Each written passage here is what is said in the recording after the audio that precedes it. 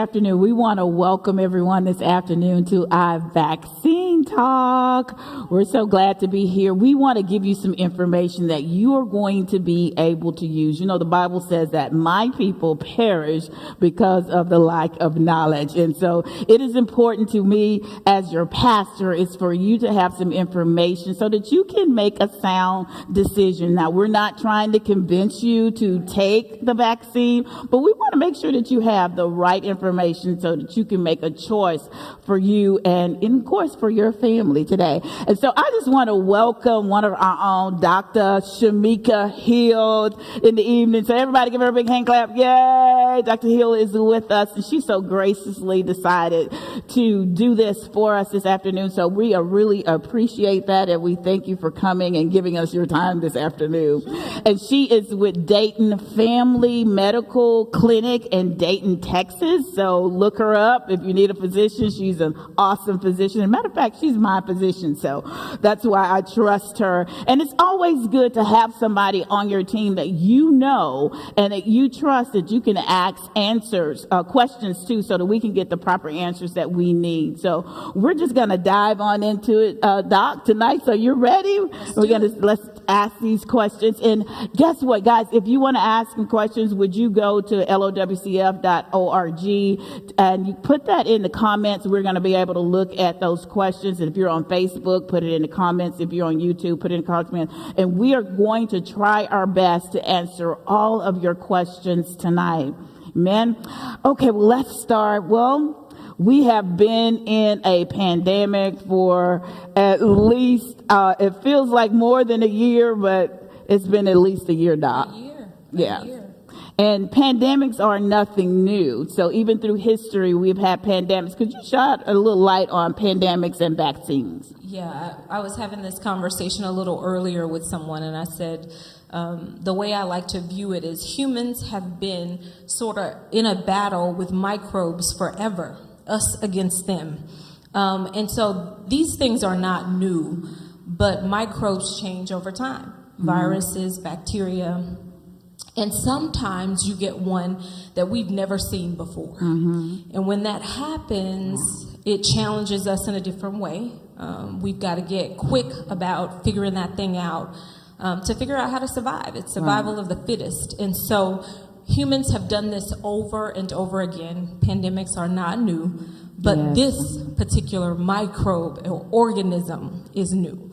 And so this is a new virus that we're fighting because it's never before been seen in humans. And so if you look back at stuff like the Spanish flu, that was a pandemic, killed a lot of people, very deadly virus that humans had to learn how to cope, adapt, and deal with. Things like the bubonic plague. So none of this stuff is new in terms of natural history. It happens. Okay. And also the coronavirus is not new, right? No, well, actually, coronaviruses have been around forever. In fact, the coronaviruses as a family have been known to cause respiratory infections and common colds in humans forever. So I think a lot of people thought this was the first ever coronavirus, but it's not. And of course, we've had some issues with coronaviruses creating a small little epidemic infections before, but never to this degree. And this particular one, of course, is a different strain of those viruses. So, yeah, they've been around forever. You look at Lysol bottles from back in the day, they had coronavirus listed on there. They weren't talking about this particular SARS-CoV-2 virus, but it was a coronavirus. It's in that family. The issue with viruses are that they are unstable. They replicate, they change over time. In an effort to survive, you know. We learn how to mount an immune response to this one. That thing is changing over time, trying to figure out how to survive. So we get these different viruses that come about, and we have to learn how to fight them. All right.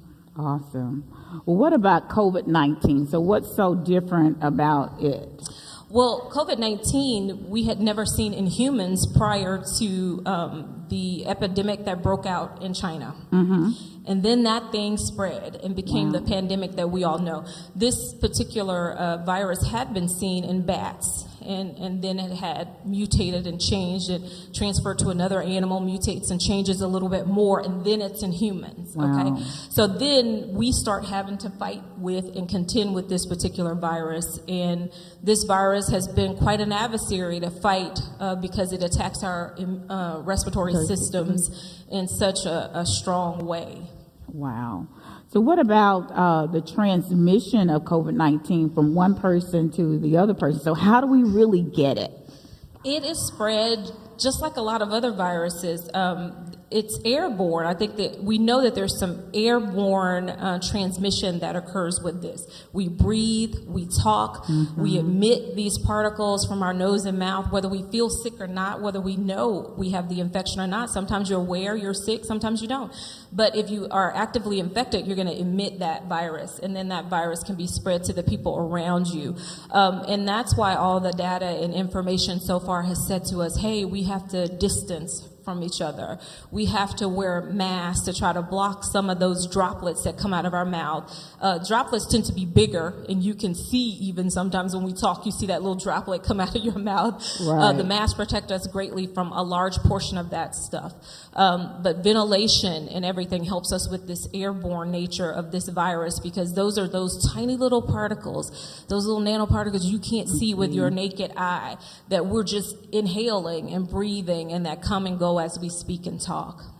Okay, I know the virus is transmitted by those particles. So are those particles on surfaces They like can desks be. in your They can be. computer? Just remember, we breathe and the stuff comes out, and sometimes it's on the surface of the table, the phone, the whatever.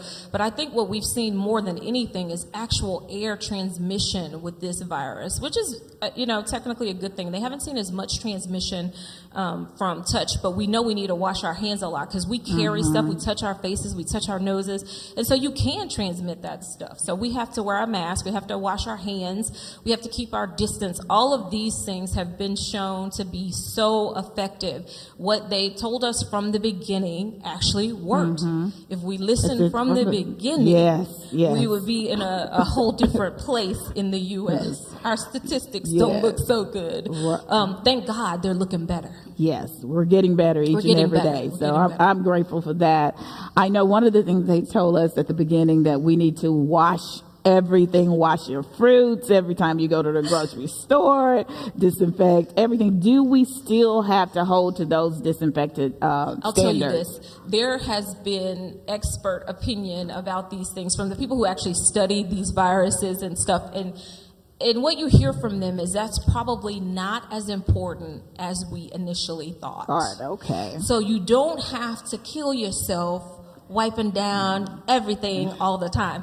I must admit, I have a little tad of OCD, y'all, so I wash everything. All the cans that come in the house, all the stuff. So I've been guilty of that. I mean, but I think it makes me feel better. Yes. More than anything. But truth be told, the greatest points of transmission is air. Droplets. Yeah. Okay. I'm a little OCD too, so I've been doing the same. Every time I go to the grocery store, I'm like, okay, let me line up everything. Let's wash it off and clean all the fruit. If it makes you feel better, hey, I say do it. It's fine with me. But does the science support it? I have to say no. Okay, so the science doesn't support it. So that's good for a lot of us. We're saying, okay, we don't have to do that anymore. So here's the question. Will we all catch the virus? I get asked this quite a bit all the too. Time. And what I hope is no, because the idea of vaccines is to help us prevent disease, infection, right? So that when our body sees it, it reacts to it and it fights it, so that we don't ever become infected and seriously ill with something. And I think we've seen this before in our lifetime with all kind of diseases. If you look at things like chickenpox, I had chickenpox as a child. I don't know if you had it, but I had chickenpox. Too. We had sort of as like this adult. epidemic that broke out, and my whole elementary school got it. And I got to the very end, thought I wasn't gonna have chickenpox, and then I got it. But children these days rarely get chickenpox. Why? Because they get vaccinated. Right. And they just don't get infected, and we don't see that disease spreading the way that it used to. We don't see the numbers of people infected. Now, without intervention, would we all get it? probably at some point in time, it would be a matter of not if, but when. If you're doing things to prevent it, and if you get vaccinated, and then we don't all have to get it. Oh, that's great. Well, I'm so grateful for the vaccinations that we have now, and I think we have at least 4 different vaccinations, and I'm going to let you speak to that because people are really kind of concerned and worried about the ingredients that are in the COVID-19 vaccine. So would you kind of talk about that and then give us all the different vaccines that are available to us today? So right now, actively in the U.S., we're giving 2 vaccines, the Pfizer vaccine and the Moderna vaccine. Those were the first 2 that got emergency use authorization. And I got the Moderna vaccine. Pastor Jackie I got the Moderna. had the Moderna vaccine. So we can talk to you both from a personal standpoint about that vaccine as well as the science. So these vaccines are pretty simple. Let me start by saying that these vaccines were not created as rapidly as you think. Good. I think people think this vaccine, literally we had COVID, and then within a matter of months, they just came up with a brand new thing off the bat. But this technology has actually been in research for about 30 years. Wow. RNA viruses are not new, and they've been using the same technology to study things like HIV, which is a virus, right? Ebola viruses, all kind of viruses. So they had been trying to figure out how to make vaccines for all types of viruses. Then comes COVID. They have this technology they've developed over the last 30 years. They know how to isolate part of the genome or genetic material from the virus. And now they can use that and put into this vaccine so that you and I can get vaccinated and potentially not get sick. So the vaccine is actually pretty simple. It's got very few things in it. Doesn't have a lot of preservatives in it. I know I have a lot of naturalists out here, and I myself don't like to take a lot of stuff. It's got too many names on it, too many things I got to look up. I don't really want to take it. But this has a tiny portion of mRNA or messenger RNA from the virus. It is not the virus.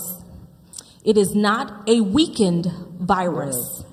It is a part of mRNA which is similar to the virus's genetic code, and it is put into a lipid particle. And a lipid particle is basically like a little oil bubble that they have placed that mRNA inside of. And the reason they have to do that is because our cells are covered in lipid. It's the cell wall itself. And so it allows it to be able to go inside and enter the cell. So it's put in there. It has a little bit of saline, a little buffer to make sure the pH is normal, so that it will mix well with our bodies, and that's it. So it's not a whole lot of stuff in here. It's not the virus itself. Flu virus is an inactivated flu virus. It actually has the virus in it. It's been weakened, so it can't make you as sick.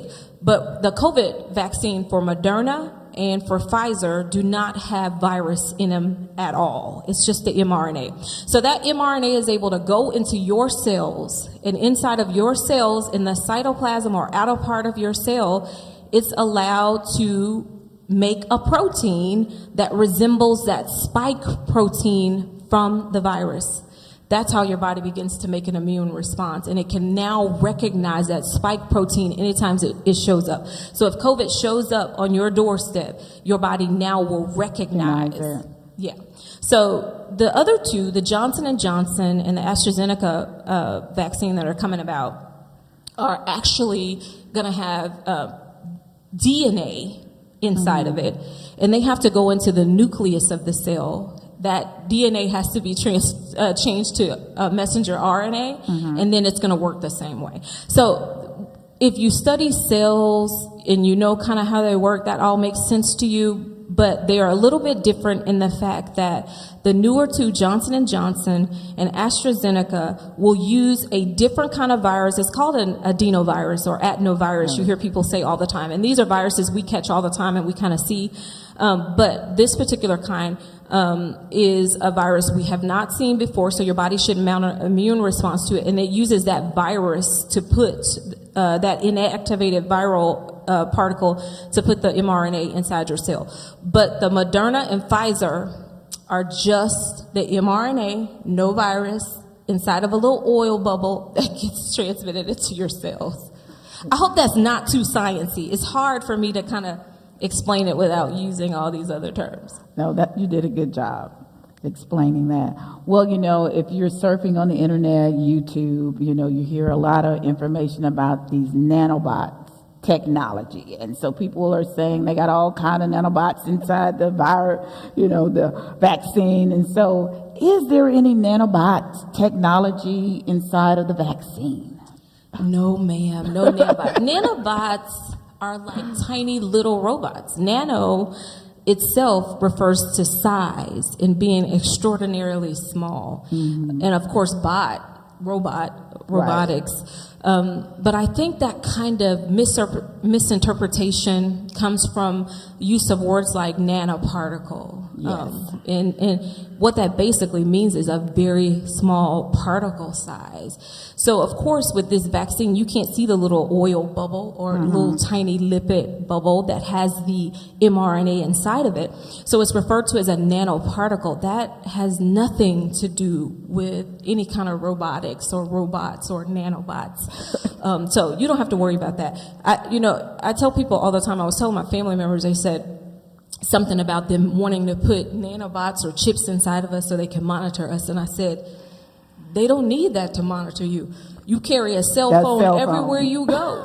You got a debit card in your pocket and you using computers. Unless you living off the grid, and I mean away from civilization as we know it, you are already tracked. So that's not necessary. So you mean to tell me that the mark of the beast is not in the vaccine?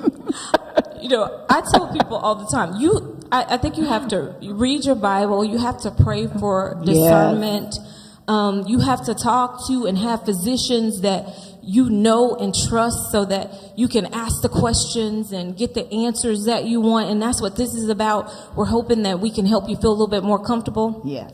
But if you get all the information that you desire, you pray about that thing, you get some peace about that thing as a Christian, and then you move forward. But I don't worry about the mark of the beast or nanobots. Yes. They're not in this vaccine.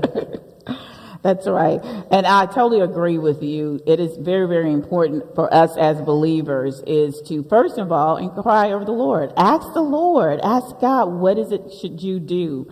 And this is one thing I've been saying to everybody, whether you take the shot or not, you're still going to have to pray. You're still going to have to ask God for a divine hedge of protection around about you. So we're still going to have to inquire of the Lord. No one is exempt in inquiring of the Lord to help us. And thus far, like the majority of us have not, at least for a lot of the world, have not actually come down with the virus. And I just knew that is divine intervention from God. So God is still working it out for us. But make sure that you ask the Lord, what is it should you do? We want to give you the information. We want to make sure that you can make a good decision, but inquire of the Lord as well, along with the information that you have. And I believe that God will direct each and every one of us exactly what we need to do in our personal situation.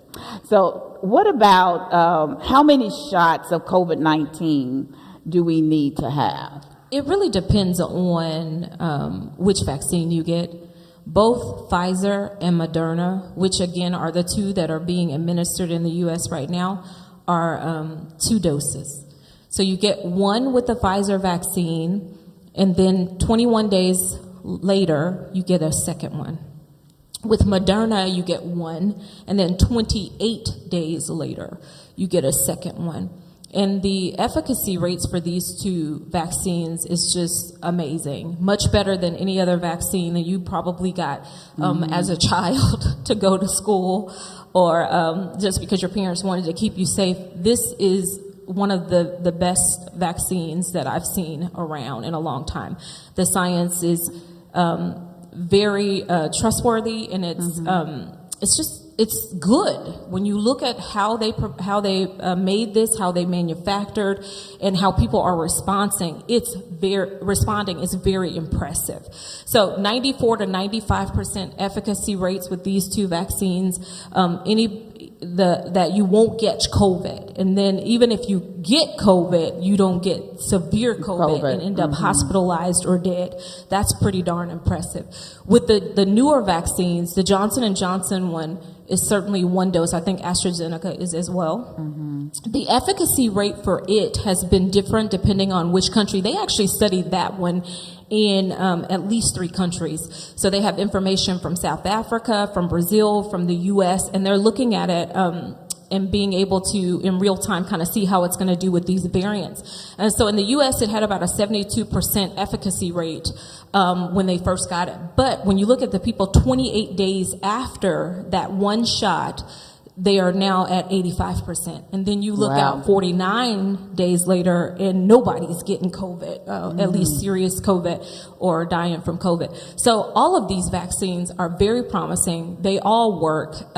Initially, when they said 60-something% worldwide for Johnson & Johnson, 72 in the U.S., I was like, well, that doesn't sound very good when you're comparing it to 94, 95, but you have to look at all of the data, and then you have to look at how people do with this vaccine in time. And it appears that the immunity just gets better. Okay. So, Doc, I know you have personally taken the vaccine. You're taking both of your shots. Would you give us tell us how that experience was with your vaccine? Listen, I'm going to be honest with you. I was so excited to get that shot. Like, when you work in medicine every single day and you see COVID patients every single day, that's a lot. It's a lot. And you never know if you're going to get it. You don't know if today is the day. You don't know if you're going to be the person to give it to your friends and your family. And so for me, it was a no-brainer. I looked at the science, read the studies. I prayed. I was good. And so I was ready. So I was very excited to get my first shot. Got my first shot. My arm was a little sore. And I would say it was very much like any other shot I've gotten before. I had a sore arm. And that was that. The second shot, I had more symptoms with. And depending on the research you look at, it really says that the younger you are and the more your immune system is responsive, the second shot should create more symptoms. But I've heard of people that don't get anything when they get the second shot, and then I hear of people who do get mild to moderate symptoms. So for me, I had a little achiness and fatigue. I just didn't feel like myself that day. So I took a little medicine. I think I took a little ibuprofen or Tylenol, whatever I had on hand that day, and it was gone within about an hour and a half, and I was back to normal. So for me, it was definitely worth it, considering the trade-off. Awesome. Well, I've also had my vaccine. The very first vaccine, I had a little discomfort in my arm, soreness at the injection site, and so basically that was it. You know, I was excited about getting it, really excited about getting it, especially as being a pastor. You come in contact with so many different people, a lot of different people, so you want to make sure that you are covered. And then I wanted to get out the house. You know? Have a little peace of mind. Yeah, have a little peace of mind. I've been spending so much time in the house, so I was wanting to literally get out of the house.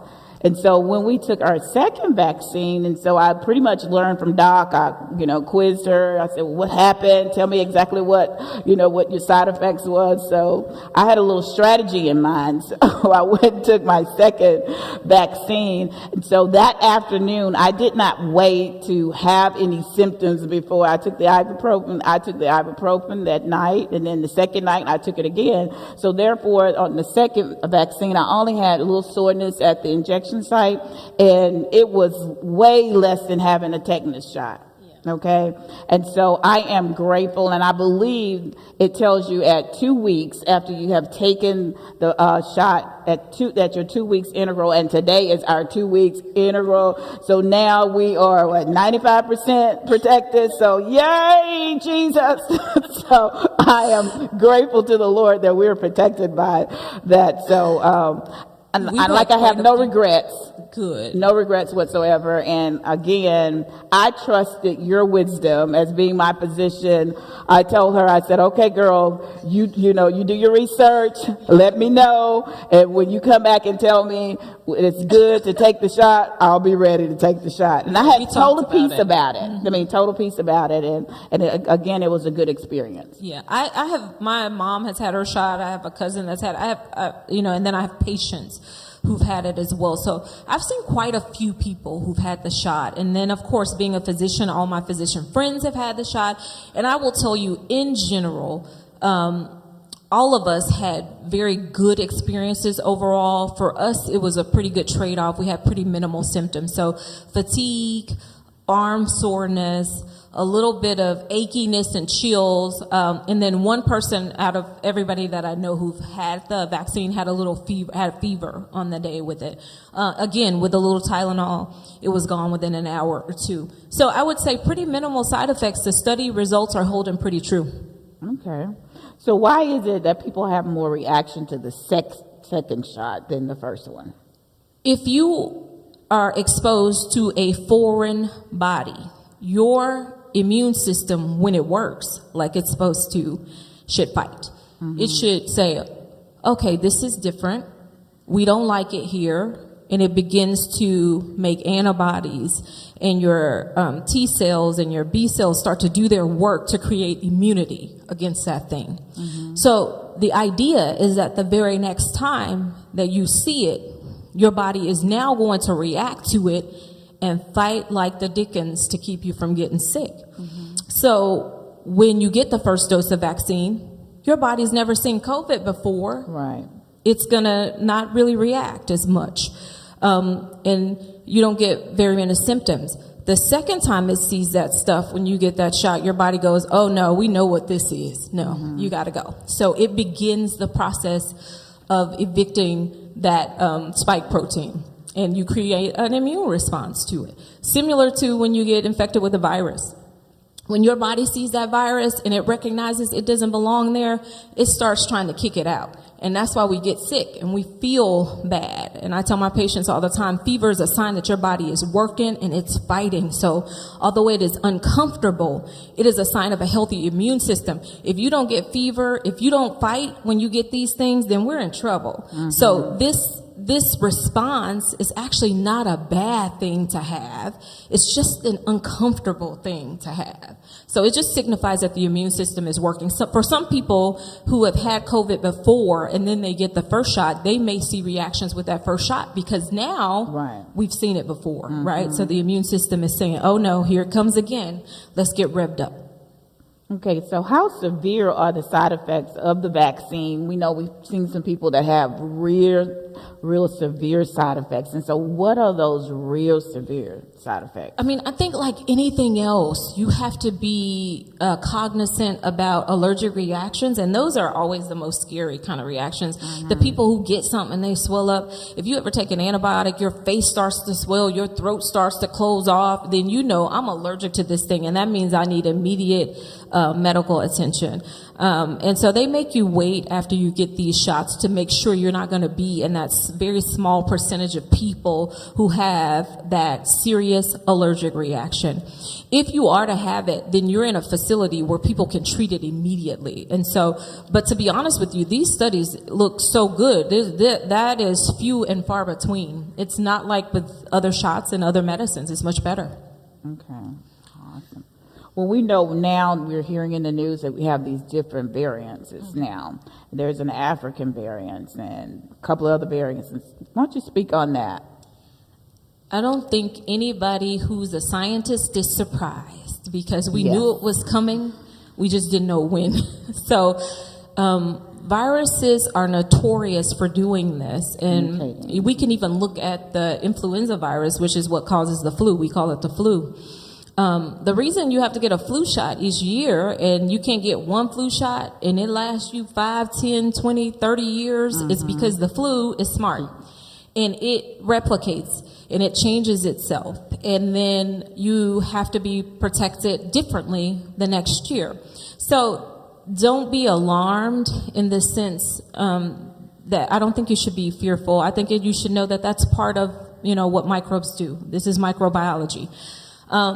At the same time, some variants are more dangerous than others. A lot of the changes that happen in the viruses are detrimental to the virus, and they just die off, so we don't have to worry about those. But occasionally you get a change or a mutation in that virus that makes it a little bit more infectious or a little bit more dangerous, and those are the ones that we're concerned about, and those are the ones they're watching and tracking.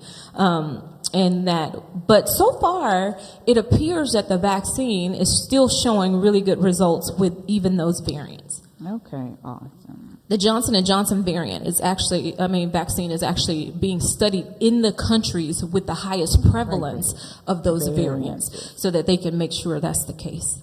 Okay. Here's a question. They say, I've received my second dose of the Pfizer vaccine yesterday, and right now I'm having a terrible stiff neck and a headache. I've taken Tylenol around noon, but I'm still in pain. What should I do? Well, certainly you can take more medicine. Tylenol, you can take up to about 3,000 milligrams of it a day. So if you have Tylenol at home, most of the time your doctor is going to tell you take 500 to 625 milligrams at one time, and then you can take that every 3 or 4 hours as needed. But you can also alternate that with some ibuprofen and take about 400 to 600 milligrams of that, depending on your medical issues. If you have kidney disease, then ibuprofen is often not a medicine for you to take. So that's something you talk to your doctor about. If you don't have any kidney disease and any allergies to those two medicines, then you would use the two of those to quiet those symptoms down. For the few people that did have very severe headaches and aches and fevers and stuff like that, usually that stuff only lasts for a day or two. Okay. So do you recommend taking your ibuprofen before your shot or after? So you hear people I'm going to tell you, my patients take that stuff before their shots. They don't want to feel any of it. So a lot of them, no matter what we say, are going to do that. And I think a lot of people use that. They do it for their babies. They do it for themselves as well. Whatever makes you comfortable. I did not take medicine. I did not pre-medicate myself for it. I kind of wanted to see what was going to happen, though. I think that's the scientist in me. But then after I got a little achy and the stuff was lasting like about 12 hours, I was like, okay, enough of that. I see what this is. And I took a couple ibuprofen, and it was gone within about an hour and a half. So I think whatever makes you more comfortable to do is what you do. You talk to your docs about it, and you do what makes you most comfortable. Okay. If I've already had COVID-19 and recovered, do I still need to get the vaccine? Yes. Okay. So what we've seen even with COVID-19 is that people got it and then they got reinfected. Yes. So we know that your natural immunity doesn't last forever. And can we tell you exactly how long it's going to last? No. I think if you've recently had COVID-19, then your doctor is probably going to tell you, it's likely in the next month to 3 months that you're going to be okay, and they're not going to make a big deal about you doing it in that window, but they're still going to encourage you to get that shot thereafter, because there is a chance that you can get it and you can get sicker the next time when you get it. It's still possible. So the science still supports getting that vaccine. So after you have the virus, you should wait a little while before? Yeah, I think if you were you just got sick with COVID, you wouldn't want to have COVID this week and then go get a shot next week. Right. I don't think that's wise. I think most doctors would tell you, let's recover, and then you likely will have natural immunity for quite some time, and so we don't really have to worry about that. But thereafter, somewhere between 30 to 90 days, they're going to encourage you to get that vaccine. Get the vaccine. Okay, so how long after you've had COVID should you, you answered that, should you get the vaccine? Should it be a couple of talk to your doctor. Days. Everybody has unique medical issues, and so, I always, try to make sure that when I'm talking to people, I consider that, and I say there may be some unique circumstances for you if you're immunosuppressed, meaning your immune system doesn't work like other people. If you have certain medical conditions that put you at higher risk, it could change your timeline. But I would say in general, for most of my patients who have COVID-19, I had this same situation. I said, we're not taking the shot right now. We're going to recover, give your body some time to get back to normal, and then we're going to make sure that we get that shot in the next 1 to 3 months. So how long does the protection of the virus last for us, for those that have taken the... We don't know yet. So that's the information that is still ongoing. So we have the benefit of having studies that had 30,000 plus people in them, each of these studies, and those people had the shot long before we did. And so to date, those people are still doing well. The data still looks really good. What they're going to be doing is watching those people over time longitudinally to just see what happens. And if they get to a place where they see, okay, now these people are beginning to be affected in a way that they weren't before, then they have reason and cause to say, well, maybe the immunity is waning. And I think what most people believe with this, if it's like most viruses, we're probably going to need a booster dose of this vaccine at a point in time. Okay. I pretty much have my mind made up that I'm probably going to need a booster dose. Yeah, I've heard that just recently in the news that we're probably going to have a booster because of all the different variances that are out there, and the virus keep mutating, so they have to come up with something else to help us. Just get ready for it. It's a virus. They do It's this. So what about if you are pregnant or breastfeeding? Should you take the vaccine? So I think with the virus, with the vaccine and pregnant women and breastfeeding moms, of course, those people are not usually included in the original studies. We always protect the young. So if you look at scientific studies, you usually don't see children in those studies, and you don't see pregnant women in those studies. And so with those people, we sort of have to extrapolate. But what we see now is they are doing studies in those people. And I think when you talk to doctors, your own personal OB-GYN and your own personal internist, those people will tell you whether or not they agree that you should get the shot. There are pregnant women getting the shot and doing well. And so I think each mom has to consider the possibility of her contracting COVID and what that could do to her baby versus getting the vaccine and what that could do for and to your baby.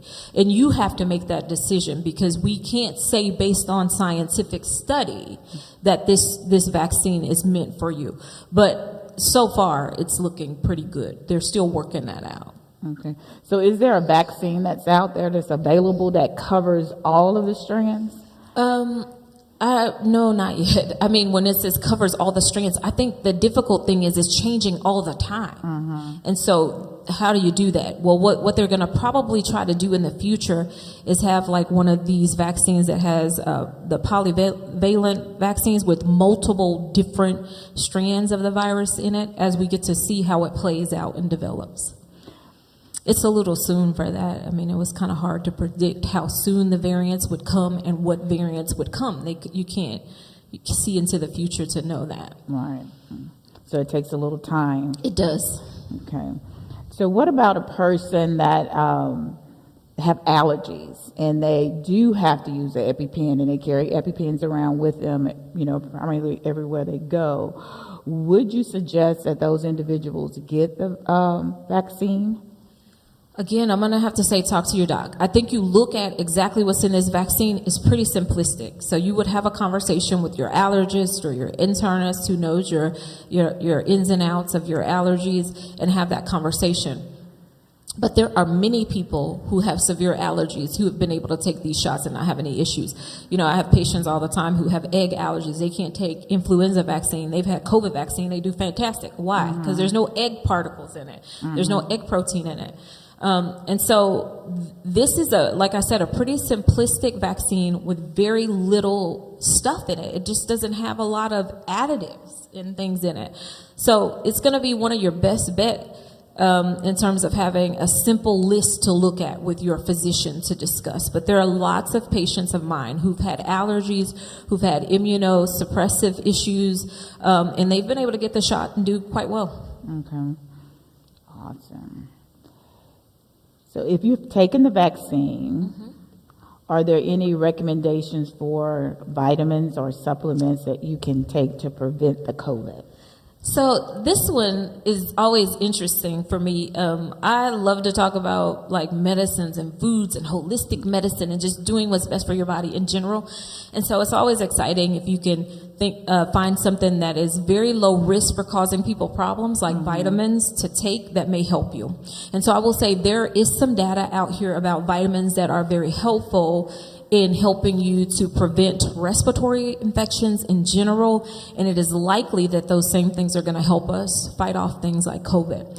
So the strongest evidence is for things like vitamin D.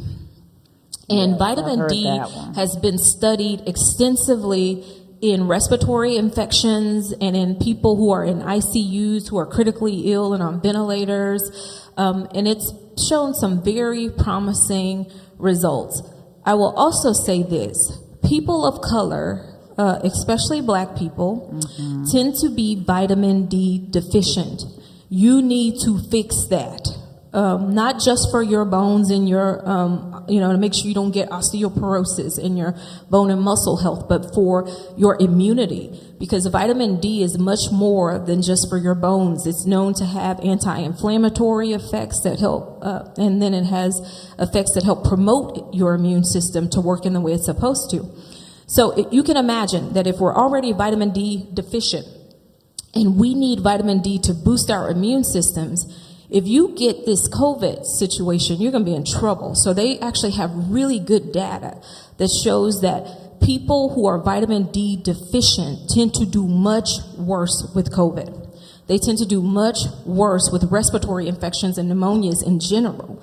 So you should protect yourself and you should be taking vitamin D. If you haven't had your vitamin D level checked, you should be talking to your doctor about why that's the case. They should be looking at that about once a year to see where you are and if it's deficient more frequently so that you can kind of monitor it and fix it. So the dose is variable, but I will say in general, most people can take anywhere from, you see people taking 600 international units of it all the way up to 4,000 international units. You shouldn't be taking much more than that unless you're being monitored by a doctor. But in general, most people take somewhere about 1 to 2,000 international units a day. So there's a wide range, up to 4,000, not beyond 4,000 without talking to your doctor and having those levels monitored. But certainly taking it helps tremendously. Vitamin C is good as well for fighting infections and boosting our immune systems. Again, a lot of the data with that has come from other respiratory infections, and for people who are in ICUs with things like sepsis, which is they're seriously ill and critically ill, those vitamin C shows some really good effects. So vitamin C is probably a good thing to add to your daily intake, unless you have a medical reason why you can't. There's some things like zinc that people ask me about all the time. And zinc has some good immune properties too, but you definitely shouldn't be taking it at high doses. So no more than 40 milligrams of that stuff a day. It can help as well with your immune system. The data is not as strong for zinc though. So if you're one of these people who you're like, I'm going to take one or two things, I'm going to say vitamin D first, then maybe vitamin C after that. Zinc would be a little bit further down the line. There are thoughts about B vitamins, but again, weaker evidence for that. Does it hurt you? Nope. So if you want to take it, take it. Quercetin as well is also a vitamin that has some equivocal data, but again, it's thought to boost the immune system. So those are the big ones that if you're reading and studying about respiratory infections and COVID, those are the ones that you're going to hear doctors and naturopaths and nutritionists talking about. Excellent. I think it's important, as you say, to make sure that we are taking our vitamins because all of our food that we're eating nowadays is really depleted of a lot of the nutrients, and so we do need the vitamins. So thank you for telling us about that. You need to eat your vitamins too. Yes, true. Put some greens in that diet sometimes. Healthy greens in there. You can't, I mean, you need them. And then some of the other vitamins come from, meats and other things as well. But I think a lot of us don't eat enough leafy greens to get some of these, B vitamins and other things from. Okay. So what about our kids? So is there a vaccine for the kids? I know you said that they're now testing. We're testing. We're getting there, but our babies are always, last, and that's for lots of reasons because we know, we want to protect them. But they're doing studies right now. The studies are ongoing in the 12 to 17-year-old age group because we've studied 18 and above already. So we're hoping to have some data on those guys a little bit later this year. But so far, no, not yet. So our best bet at protecting our babies is protecting us so that we don't get it and give it to them. Excellent. So let me see in the chat. Here's a question. What if you have seasonal allergies? What do you suggest? Seasonal allergies don't preclude you from getting the vaccine in any way. I have seasonal allergies. Most of my family does. So if you have particular food allergies or serious allergic reaction issues, then that's a whole different issue. But seasonal allergies, no. You should still be able to eat well, sleep well, take good care of your body, get vaccinated, do all the things you need to do to just promote immune health in general. That's another vitamin I should have talked about. Sleep is your vitamin, and even melatonin. They've done some studies with melatonin that shows that for people who can't sleep well, taking a little bit of melatonin at night to get better rest, and melatonin itself acts as an anti-inflammatory kind of drug in your body too. So you can get some benefits from that as well. Okay, would you talk a little bit about the protocol that happens at the when you go and take your vaccine? I know they tell you to wait at least about 15 minutes before you leave. Yeah, that's because of allergic reactions. Everybody's body reacts to things differently in the same way that you can take an antibiotic, and I take it and I do fine and have no issues. Somebody else takes it and they get hives and they're itching all over or swollen. You can have allergic reactions. So they're watching people just to make sure that you're not going to have one of those serious allergic reactions. And if you do, they have treatment there to give you immediately on site so that you don't get into any trouble. So they give you the shot and they make you wait there usually about 15 minutes to make sure you have a little timer, that you have to walk around with. And then when that time is up, you can bring that timer back and they say, okay, this is what you look for. I think it's also important to know and to be a part of us gaining greater knowledge with these vaccines. If you get vaccinated, participate in the studies. It's so simple. They give you a little website to register or a barcode to scan with your phone, like a little QR code. And they just ask you questions every day. It'll send you a little message and say, it's time for your check-in. And you check in and tell them what's happening with you. What better way for them to be able to know what happens with these vaccines than for you to give them real-time information on what's happening with you. And we want people of color. We want Black people represented in these studies. We want to know what this stuff does for us as well. I think in general in our community, we've had sort of a distrust for medicine and science, and rightfully so over the years. Now medicine looks completely different. Medicine looks like more and more like us as well. And so you want to be represented inside of these studies. You want to science to hear your voice and hear what's going on with your body. So that's the perfect way to participate. So if you have taken the vaccine already and you come in contact with somebody that has the COVID virus, so what should you do after that? Well, if you've had the vaccine already, 9 times out of 10, you're probably going to be okay. Now, I don't want you just out here, okay? Because then that gives them wrong impression. There's always a small chance that you could get it, right? And what we don't know for certain is if people with vaccine still can have and carry the virus. So in other words, if I'm around somebody who has that virus, but I've been vaccinated, I may not get sick, but I still may have that virus in my body. And then I go and I can give it to all these other people because I don't feel sick and I feel fine and I'm doing well. So we don't want that to happen. So we still need to take our precautions as much as possible. But 9 times out of 10, you're going to be okay. You need to sleep well. You need to eat well. You need to make sure you're taking your vitamin supplements, especially if you're one of those people who you don't eat well and get those vitamins in your diet regularly. There's nothing special you have to do outside of that. I hear people talking about doing nasal rinses and, that kind of stuff. And it doesn't hurt, so you can do that. But I would say, inside of your home, try to make sure you have good ventilation and filtration in your house. If you have people over, we cannot state enough how much it helps to have wind and air moving. It's been cold, so we've been pent up in our houses by ourselves, but as it gets warmer, open that door, open that window up, and let some of that air come through. God gave us the best ventilation there is, so utilize it. And if you're in a space where you can't do that, then you need to make sure you have the right air filters. There's a rating system for filters. I don't know if you know this, but the MERV 13 filters are considered the best ones. They clear out about 80 to 85% plus particles out of the air. So you want to use those. And then those HEPA filter things, they really do work. They clean out those little nanoparticles and little tiny things that we're talking about out of the air.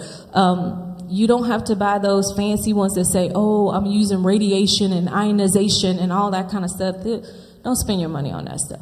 But, a HEPA filter, a MERV 13 filter, air moving through your house, taking good care of your body, that's how you protect yourself from COVID. Would you recommend that we still continue to wear a mask even after we have been vaccinated? Yes. There's so many reasons for that as well, because just like I said, they're doing studies right now, and it looks like we're not going to be able to carry that virus or carry as much of that virus once you've been vaccinated. But it is possible that you could carry it and not get sick from it because you have immunity from it, and you don't want to be a vector for spread. We should love the people and care for the people enough to do what's right for other people. Everybody's not going to get vaccinated. One, we don't even have enough vaccines to date. We're getting there. We're getting better, thank God, but we're not there, right? And then some people aren't going to take it. We even need to protect them. Kids can't get the vaccine. We need to protect them. Some people have immune issues. They have certain cancers or on chemo, or they have rheumatoid and they're on specific medicines that are going to preclude them from getting the vaccine. You need to protect them. Wear your mask. Wear your mask. And then the other thing is, people don't know if you've been vaccinated or not. So if I'm walking around the store with no mask on, I just look like the rebel. And then that thing becomes contagious. And it can be misleading. And, we shouldn't do that. We should just lead by example, and we should wear the mask. Okay, we've been hearing some of the professionals talk about herd immunity. So what actually is herd immunity? So I guess the way I would explain it is herd immunity is when most of the herd is immune. So like if you were to look at the population of people, when COVID first showed up, COVID-19 or SARS-CoV-2, when it first showed up, nobody had immunity. Which means that if one person is infected and we're all in here together, there's a high probability that now we're going to spread that thing through the herd, right? It's just going to run amok. If you have a substantial percentage of the people who are immune to something, well, one person infected in there can't spread that thing through the village as rapidly. So herd immunity is essential because it helps us stop pandemics. It helps us stop the spread of something.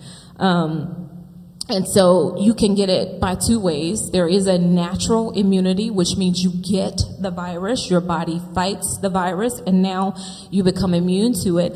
And then there is the kind you get from a vaccination. And so either way you get there. But the issue with natural immunity sometimes is having it doesn't always mean with the viruses that you can't get it again. Wow. Sometimes the vaccines are better. Yes. I would take the vaccine over getting COVID any day. Me too, Pastor Jackie. I don't want to have COVID just to get immunity.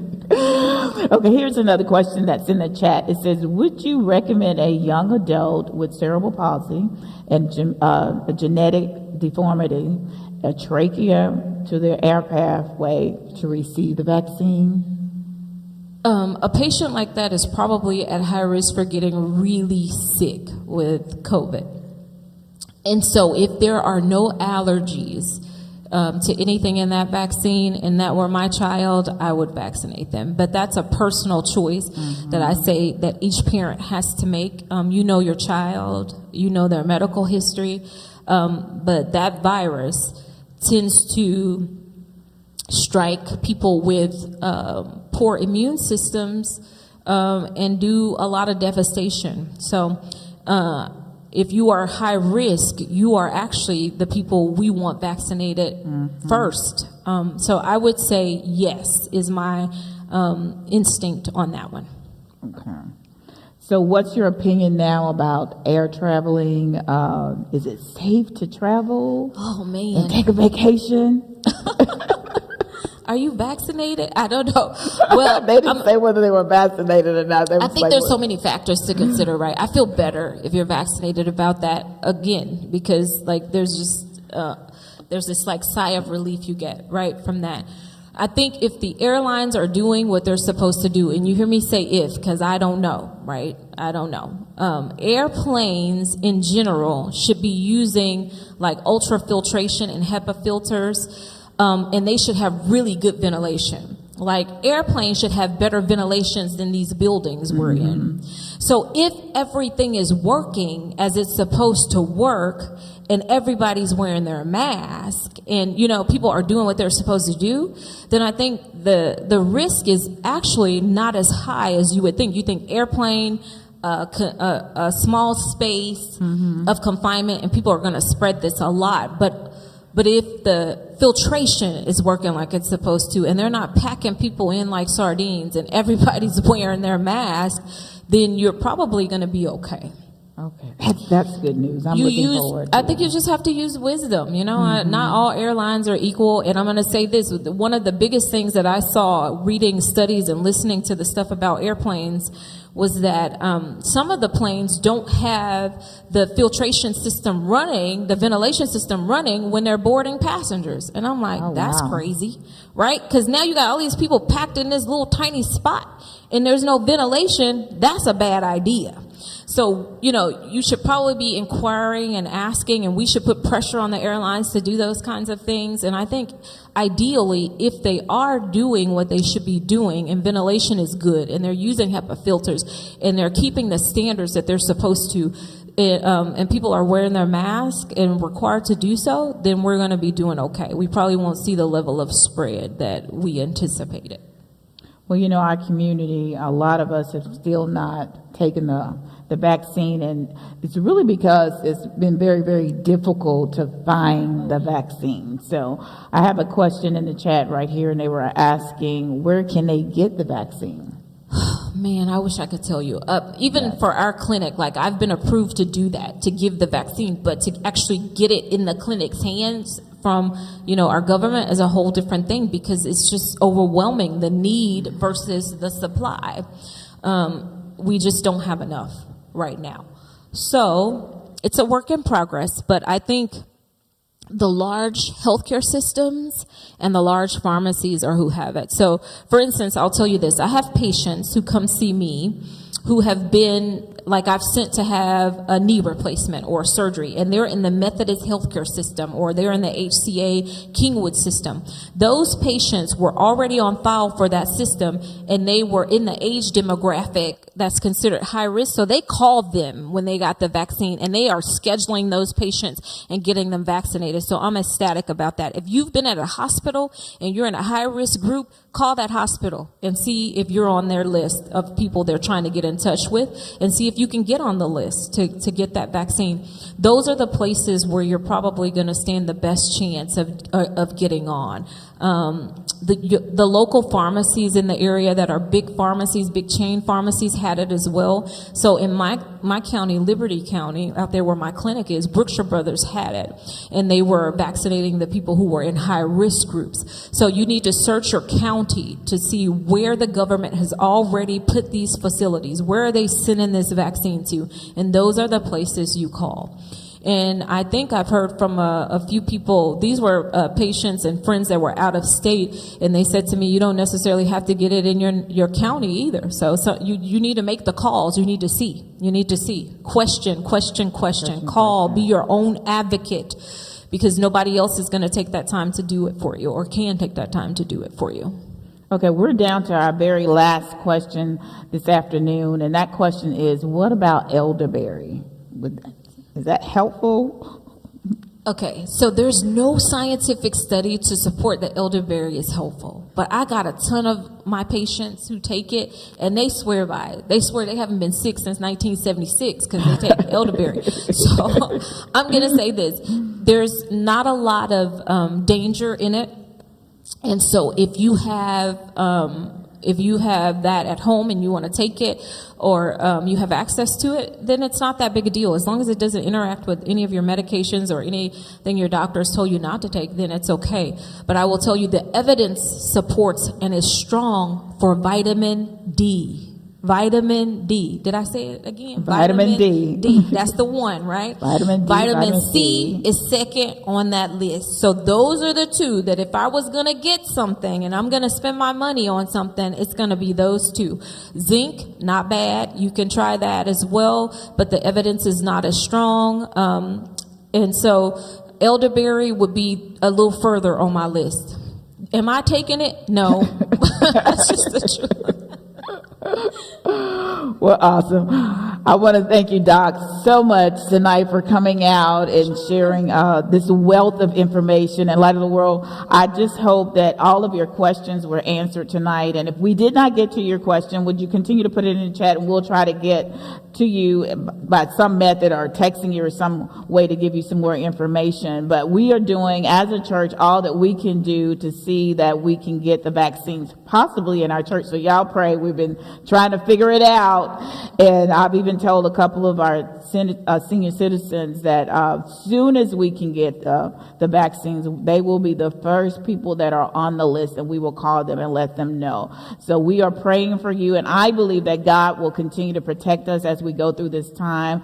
So just be encouraged. Don't get frustrated through the process, but like Doc said, be your own best advocate. You have to do something, so you might have to call around to a couple of different places, but just make sure that you do that, and then I believe that that door will open at the opportune time. So thank you again for joining us this afternoon, and Doc, thank you so much for all of your information. And so we just want to say, Light of the World, we will see you on Sunday, and thank you each and every one of you for joining us. We love you, and God bless you.